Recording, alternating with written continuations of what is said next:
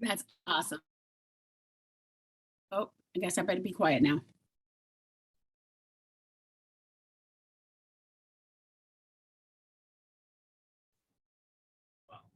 If you can let David Rutherford know, hey, come over, take a look.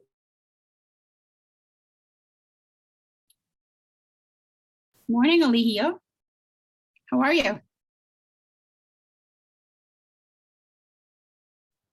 Everything good, and you? Doing great. I'm eating my sad salad. Glad to see Good. Shannon. Is our presenter here yet? You're muted. You're muted, Janaya. Ah, there he is. The man of the hour. The great Dr. Mark Bosey. Round of applause, everybody. Oh, no. I can't live up to that, Janaya. Okay, so let me give Mark so that he can share.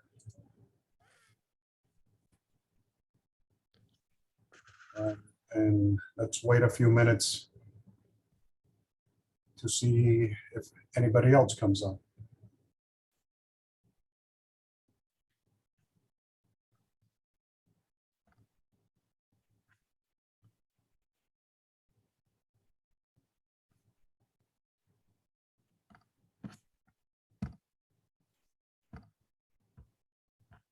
I will attempt to share my screen in the meanwhile here. Can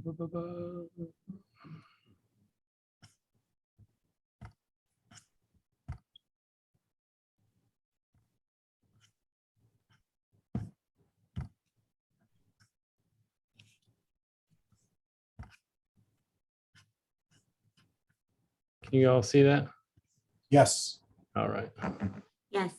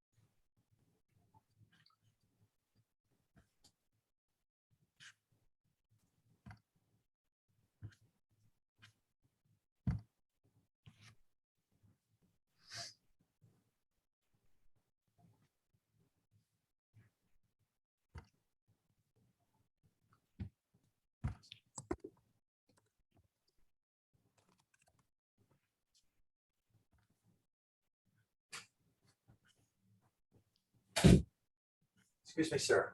How are you? I am well. Give me a second. Let me put this in.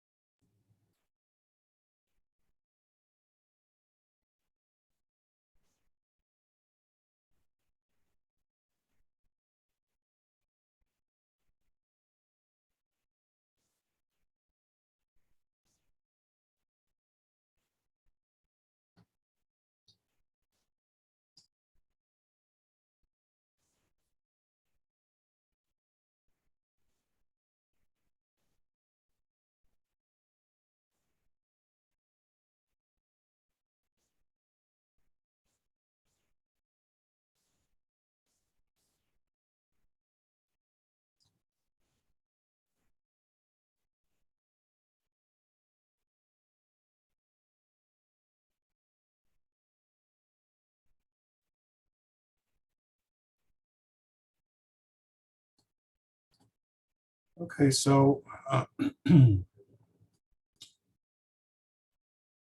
let's get started since it's already 3 after 12. Good afternoon, everybody. My name is Elijah Marquez. I am the past chair for the WACE Commission.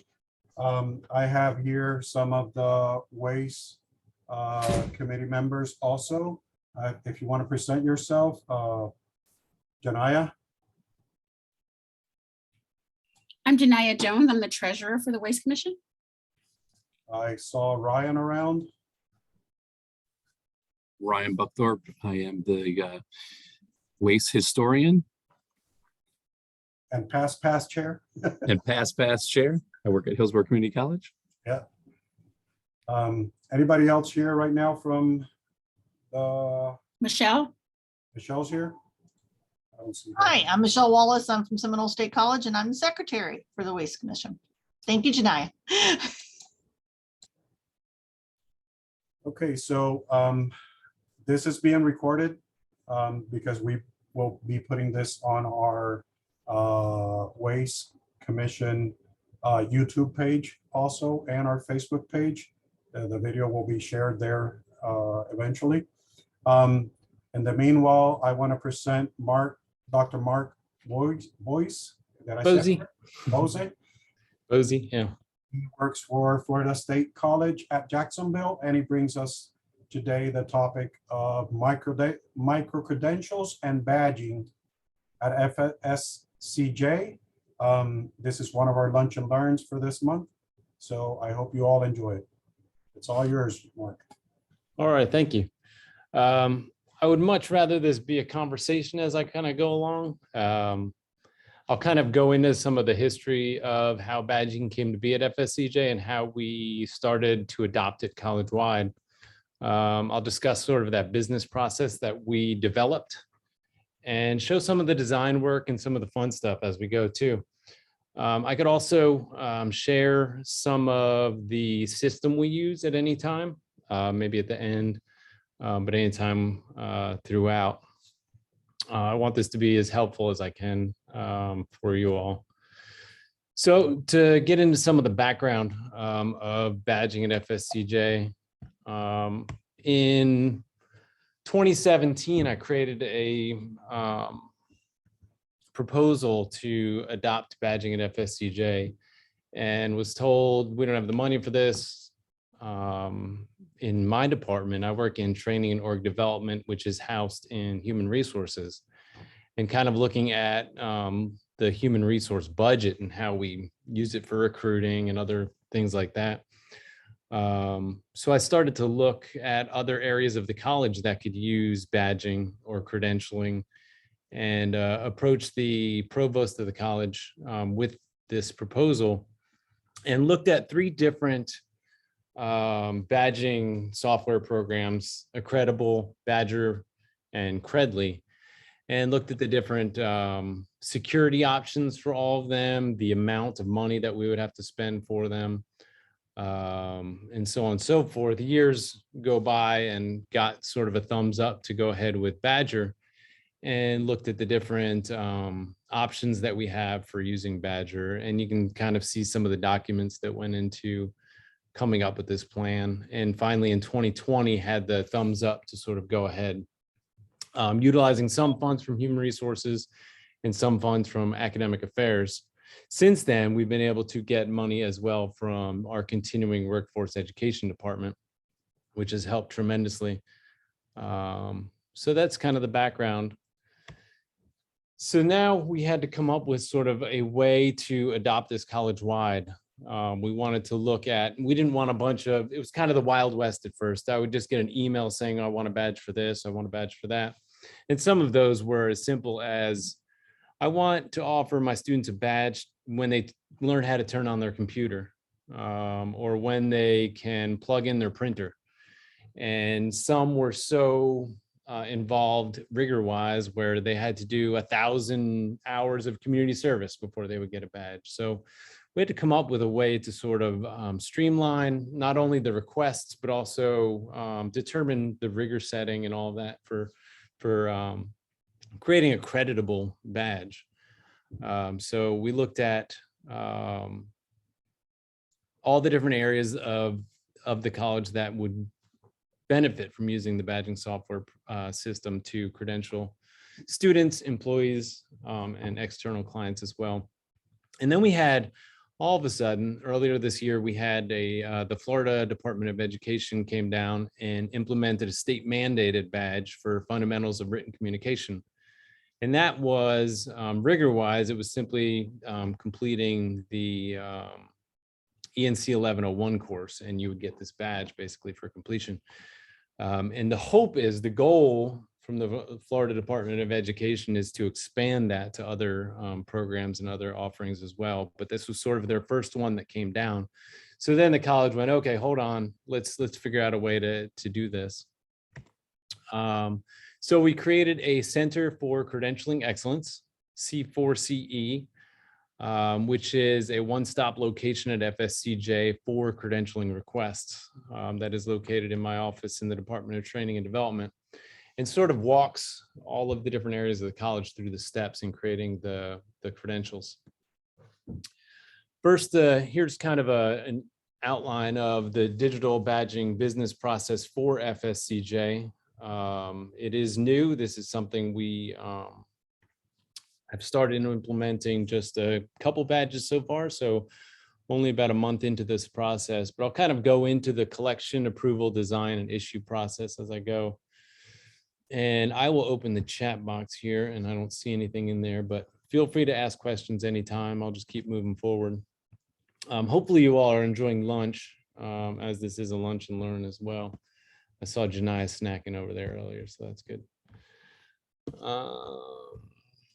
The collection process, what we do there is we have an intake form that I created in Microsoft Forms, where anyone interested in creating a badge can kind of go in there and list out the name of the badge, the competencies that would be aligned with that badge, some of the descriptions, what kind of security needs there are, integrations, where they would like the integrations within Canvas, Badger, PeopleSoft, LinkedIn, Facebook.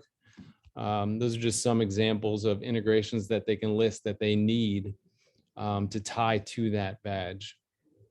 And then who the audience is. So whether it is for our workforce students, if it is for our AA students, or if it is for our faculty or staff, they can also list that on that.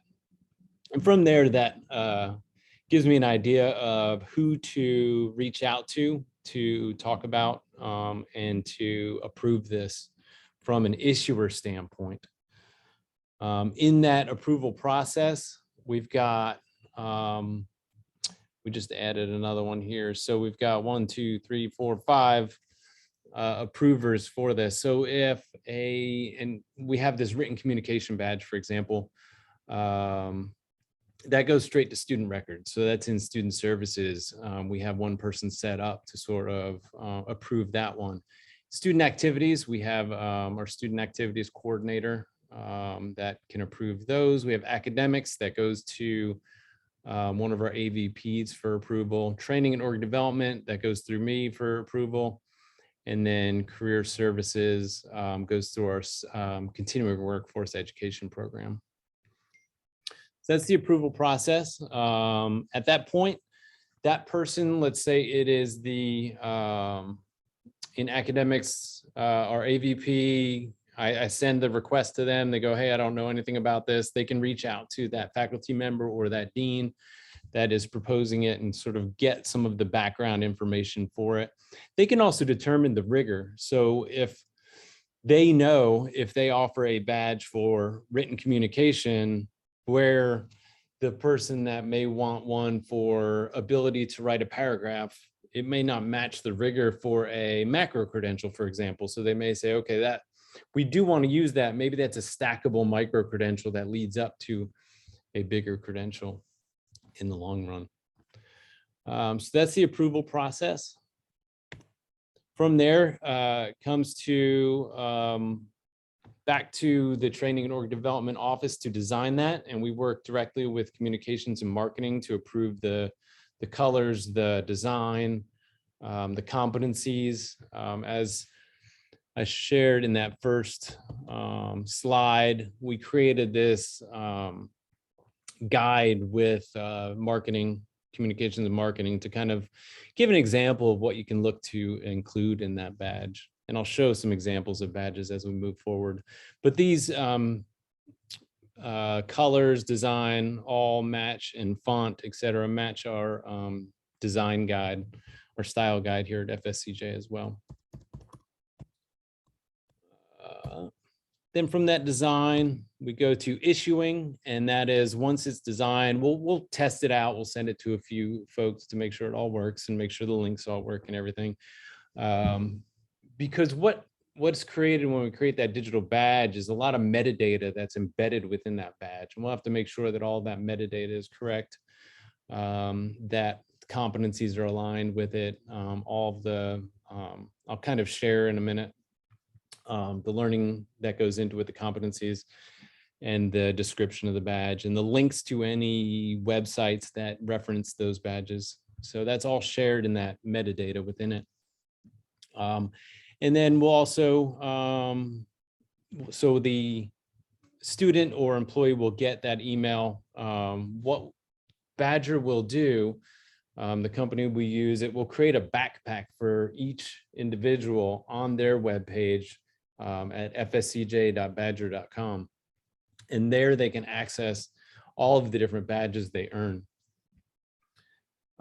Just for financial purposes, for anyone looking into this platform, basically we pay, once the setup was done last year, all we do now is we pay $2 basically per person that has a badge earned each year.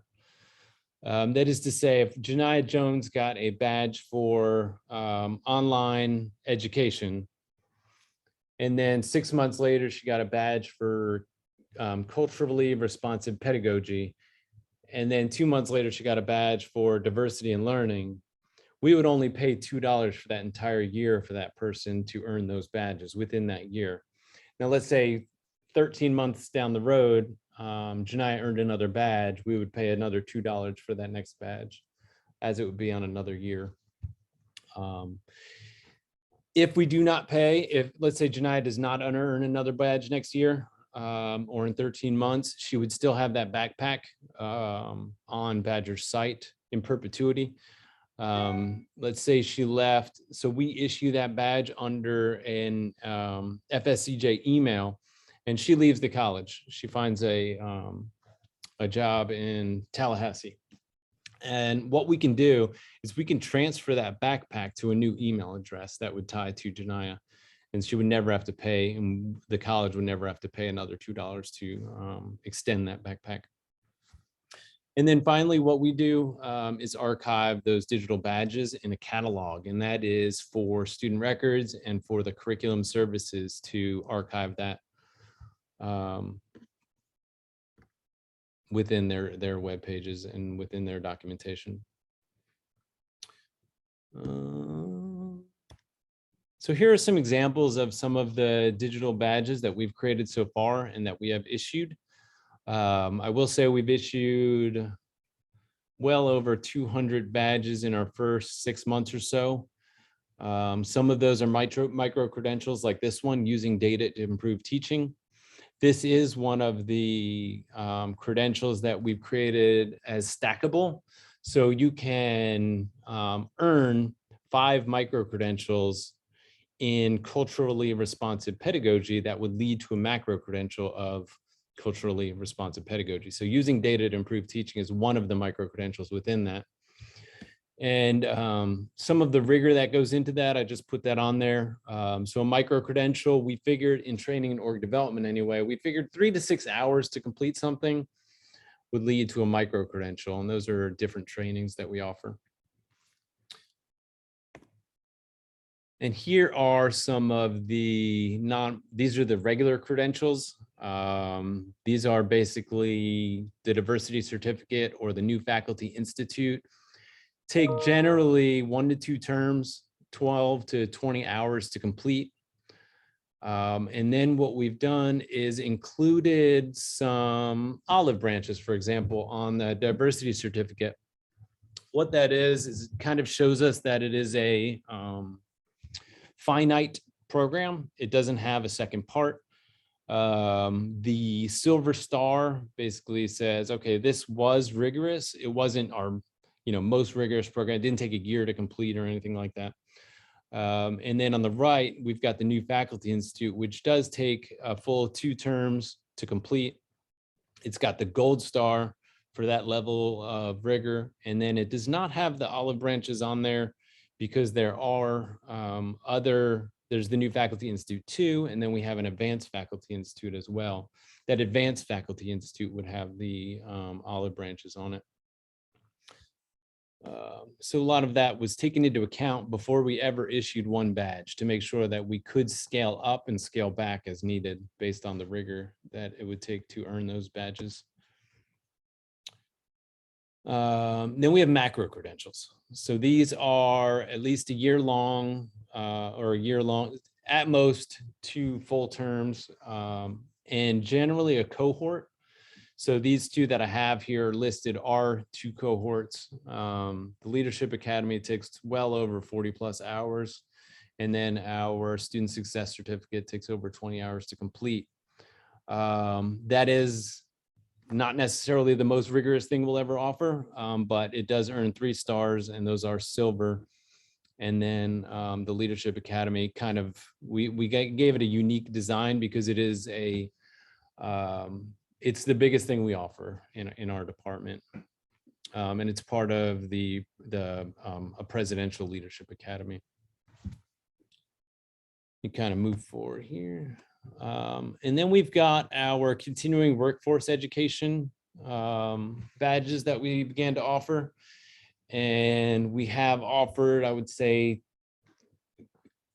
between 30 and 50 of these so far, not just for Six Sigma, but for fundamentals of management. So if you go through our continuing workforce education program, you will get a badge upon completion. These are so they've got, if you can see in the design on the badge itself, on the shield, it's got the competency icons on there that we look to teach basically within those programs. And then we've got the bronze for the 12-hour program, the silver for the 60-hour program, and then gold for our Lean Six Sigma black belt, which takes 120 hours to complete. And then finally, our academic badges. We've got 2 of those up there, Information Literacy Certified and Communication Excellence. Both of those are rigorous programs. The Information Literacy is the macro credential for stackable micro credentials that lead to that. And then Communication Excellence has multiple courses that need to be completed upon along with other things that have to go into that badge. And we don't think those are the highest ones, so they've gained that silver star, but they do have those olive branches as sort of that end credential for that.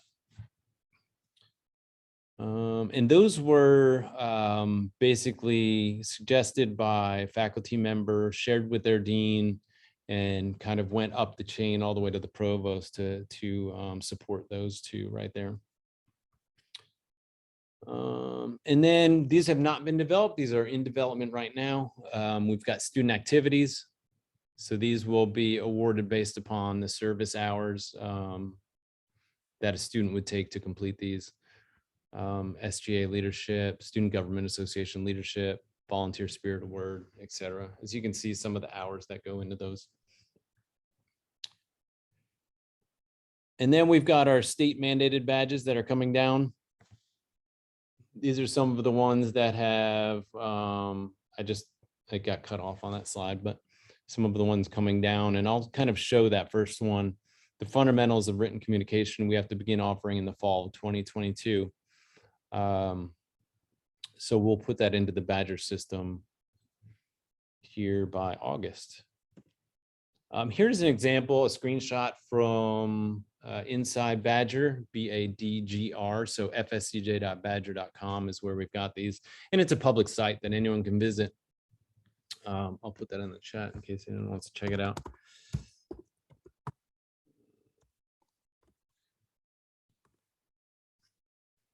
As you can see here, we've got all the information that comes in on that form. It can be seen on those pages for each of those badges. And if someone clicks on, if you have this embedded in your LinkedIn, for example, and somebody clicks on it, this is the page that will open up.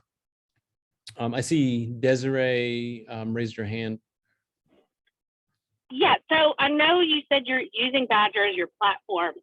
How are you awarding them? Are you going in and doing them individually? Is it through Canvas now that Canvas bought Badger? Like, how is it automatic when they pass a test or they go past the slide? When are you awarding them? How are they being awarded? All good questions. So multiple ways. If you set up a pathway inside of Canvas, once they complete, let's say it's for completing 3 courses, here, this one here has 4 courses. So if a learner completes 4 courses in Canvas, it will automatically award that badge. That's one way. A second way we're doing it is through spreadsheets, Excel spreadsheets. We'll create, for example, we did this in the Leadership Academy that we just graduated. We put all of the names and email addresses on a spreadsheet and just bulk awarded those. You can see the buttons there, bulk award, and that just takes a spreadsheet, a CSV file. And then there's the individual awarding, which I can click on that award badge and it will allow me to award one at a time via email address. The good thing here is for student records, for example, I don't ever want to be able to see any student information. So I can set that up to where I can set the issuer to be someone from student records, and they are the only person that has access to award those badges. So they would become an issuer in the system. I don't know if your hand is re-raised. It's not, but Okay. I do have another question. So yes and no. So then my next question is, and you may talk about this later, like, how are you letting students know about this or staff know about this? And have you done any kind of like satisfaction where staff, I guess more on the staff side, you know, what they feel about being awarded these badges and how you're letting students know about the badges and what they mean? Very good question. That is happening right now as we speak on the student side. As far as employees go, we've put it in our emails. We have training and org development emails that go out every Thursday. We also have a website where we kind of talk about it. And then we have HR newsletter and then Blue Wave newsletter, which is for all of employees, which is our marketing communications email. We just put it out in our newsletter last week that we're beginning to offer these. So it's still very new. As far as the curriculum services go, they are putting it in our college catalog for students, at least for that written communications badge. I'm not sure how CWE is communicating it in their program, but those are the two that I know about and how we're starting to do it college-wide.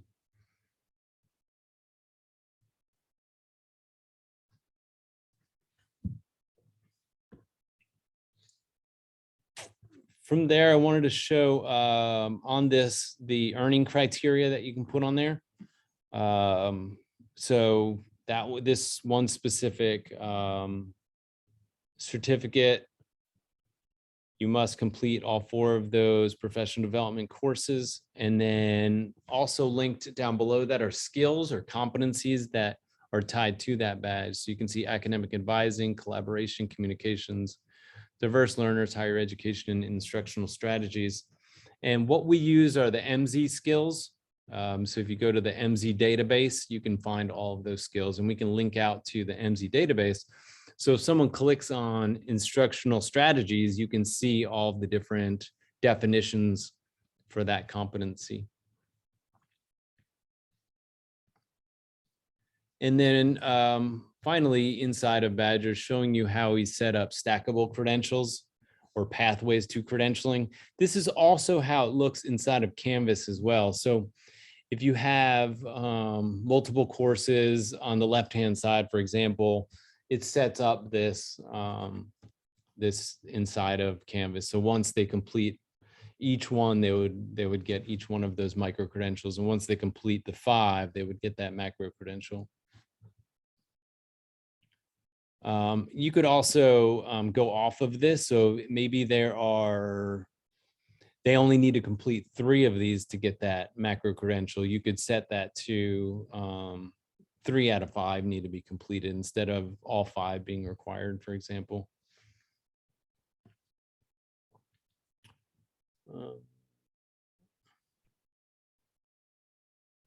So kind of went over that. You could see the difference. So on this slide, I just show that sort of circular badge template, but we've created one for the shield as well.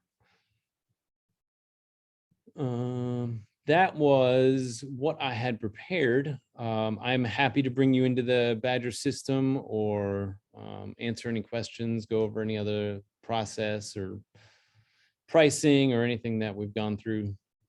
Any questions you may have, like the how do you award the badges, for example.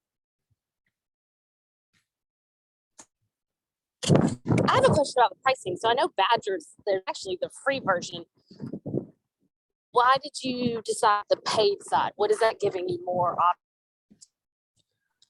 I am not sure on the free side what it offers. I know that we cannot offer, we have no internal support. We can't use our own colors and our own designs. You would have to use the pre-built on those. And based on our marketing team, we had to use our own colors, and we had to set up our own page. So as you can see, the Badger page here is set up to where it's completely branded with FSCJ, and also the backpacks on the free version would not be tied to FSCJ.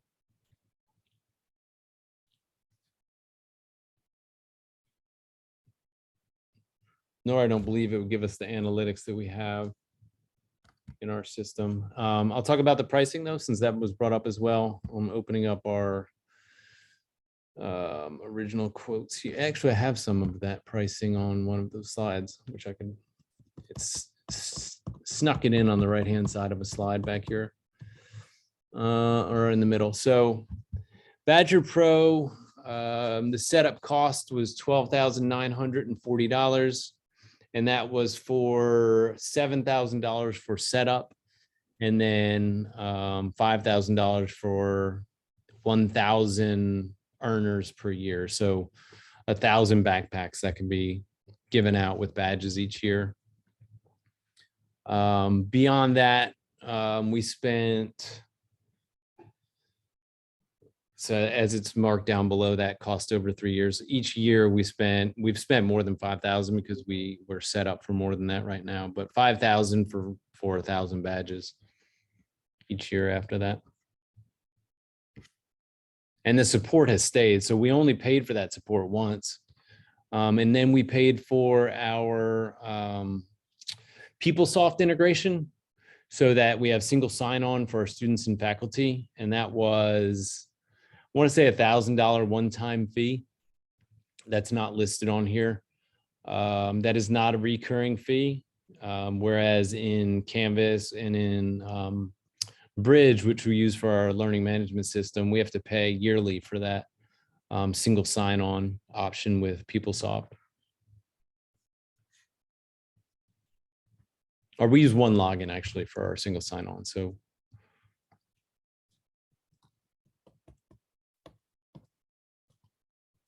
any other questions?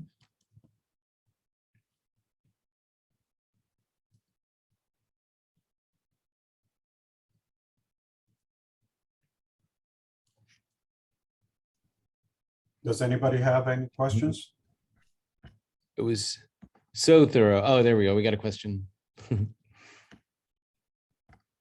You're muted. Golly, I turned my camera on and I thought y'all could hear me right away. Sorry. So I'm the workforce coordinator here at Northwest Florida State College. And so I've only been in the position about a year, but I work predominantly with businesses, organizations, et cetera, trying to do kind of our professional development side of the house. And forgive me, education is not an area where I've worked for a really long time. So pardon me if everybody already knows the answer to this question. But when you were discussing like doing the badging for some of your other programs, like your Leadership Academy, because I facilitate our leadership program. It's not through the President's Leadership Academy, but it's a county-wide program that we do. In terms of getting a badge for that, do I just work with like my instructors and kind of talk about like what are the objectives that I want them to meet with each of their training days? Like who needs to go through all of that to say, yes, this is like an actual thing that we can award something to. So just kind of, if you can answer that without boring everybody else, that would be fantastic. Thank you. No, I think it depends. So internally, you can offer anything, without, too many restrictions. But so the communication one, we did bring all the way up to the provost to sort of look at and analyze. And then he reached out to our curriculum services department. And that's actually who's in charge now of approving that, since they have the greatest grasp on what's needed for accreditation and curriculum development. I don't know that answers that question necessarily, but that's kind of how it would have to go. You would have to identify who those people are, and know that they are asking the right questions and determining the right outcome, I think. Yeah. I guess it's like there's no real state or otherwise, because you mentioned that you followed for some of the earning criteria, the MZ skills, but it's not M as in Michael, Z as in zebra. Is it EMSE or where EMSI. EMSI. Okay, all right. So that could be a jumping off point then potentially for some of these things, because my whole goal, and I'll cede the floor to somebody else, but is to do like some of our additional leadership or customer service or communication type programming, to have something that's available and is a little bit more than just, oh, my company wants me to come and do this program for however many days or however many hours. So I just kind of want to know, how do I make sure that what we're producing is of quality, that we can check these boxes and say, this is really what we're doing. Okay. Yeah. And then, yeah, that's the MZ page right there. You can see how just one competency active learning is represented there. skills.mzdata.com. Dr. Gautier has his hand raised. Yes. Hi, Mark. Hi. I have a two-part question. First is, how has the State College in Jacksonville promoted digital badging to the community, the stakeholders, employers, industry partners? And then the second question is, if employees or prospective employees are coming to the State College, is the institution recognizing their digital badges that they have received from other institutions? Are they being compensated for those skills or competencies? Is the State College recognizing them at all? I can't talk how we are recognizing badges that come in. All we can do is ensure that ours are credible. That's one of the biggest reasons why we have this huge committee set up now to look at the credibility behind each one of them, not only for our internal ones, but for our students as well. Making sure that there is rigor embedded in it, making sure that there are competencies tied to them. Now, as far as incoming badges, I'm not sure. So I don't know how the college would look at that. As far as letting the college know, we just determined that we're in office as of last week. So we started communicating that out last week. We communicated it first within our training and org development emails when we were just offering it to our employees and faculty. And then during an college-wide, we have what's called an on-point call where the president kind of addresses the entire college once a month. He talked about how this office was just being set up. And then on Thursday, that was on Wednesday. And then on Thursday of last week, we had our first newsletter out to our entire FSCJ community. So that's where we are now in communicating that out. It is also being added to the college catalog. So our curriculum department has embedded information on it there, which will link to the webpage for badging. That's kind of where we are now. We're kind of still exploring how else we're going to communicate that out. So that's the one way to create a meaningful credential, more or less. So we know that that's important and something we're looking at doing. It was like when you first had an email address, it was useless, right? You had no one you could email. No one knew what that was. So those, in 92 or when everyone had an email address, it was I couldn't, didn't matter. So kind of like badging, once people understand it and once people get to know what it is and it becomes more creditable. Thanks so much, Mark. I appreciate it. Any other questions?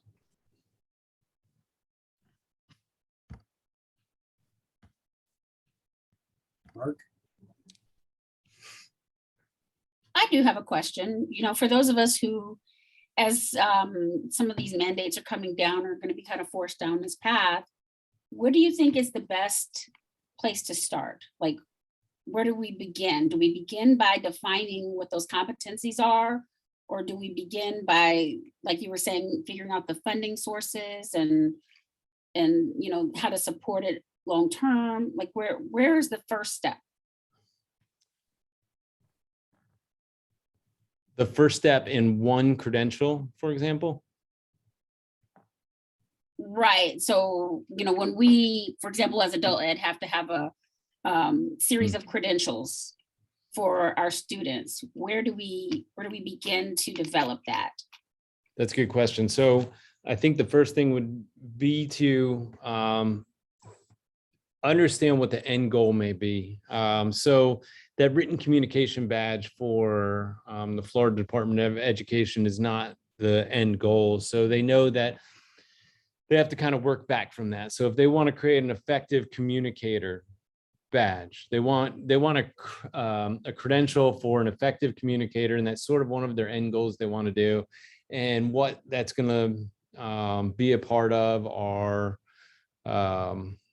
speech classes, ENT 1101, all these different things, and then kind of work back to those stackable credentials before that. Kind of look at where you would go with adult ed. So what is that biggest thing? What is the carrot at the end of the stick? And then kind of work back and stack there.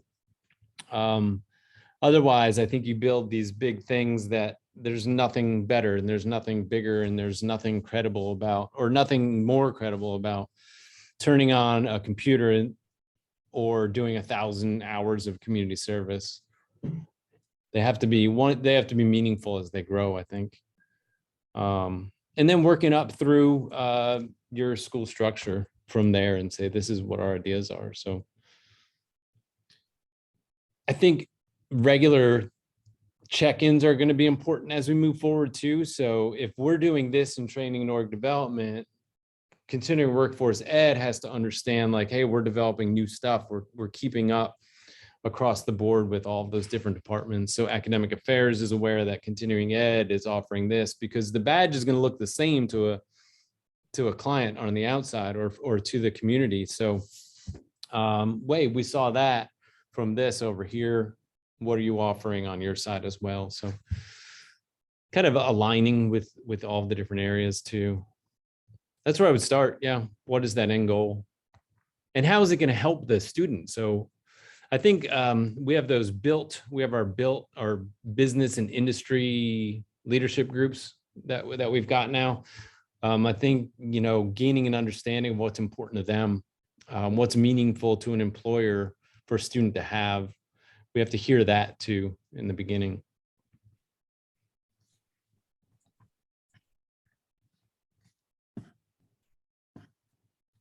Anybody else?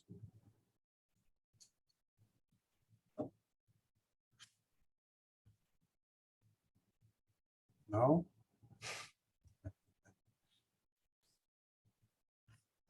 Well, check out that Badger website if you wanted to see kind of how we've set it up so far. You can reach out via email to me anytime as well. I'll put that in the chat. Or if you know, when you're driving home later thinking about badging, you can jot it down and email me later.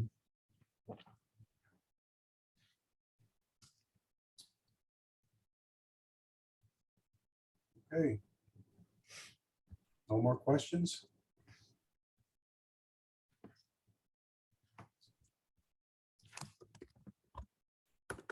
Well, Mark, thank you very much for agreeing to talk to us about micro-credentialing and badging today.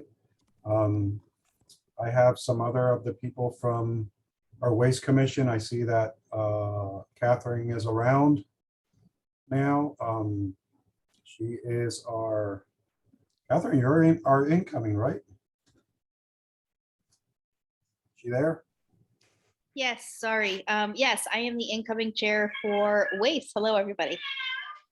So Catherine will be our chair during 2023. If there's no more questions, I would like to thank everybody, especially Mark, for doing this for us. Thank you, everybody, for joining us today. And Janaya, do you have the date of the next one by any chance? Because I know there's another one, something else coming on soon.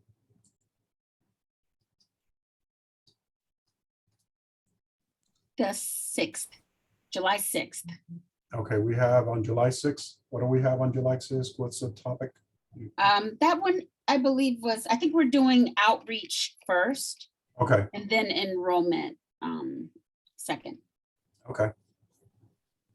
Well, thank you, everybody. Wait out for that email where we will be announcing our next WACE Lunch and Learn. Thank you for participating. And until the next one. Thank you, Mark.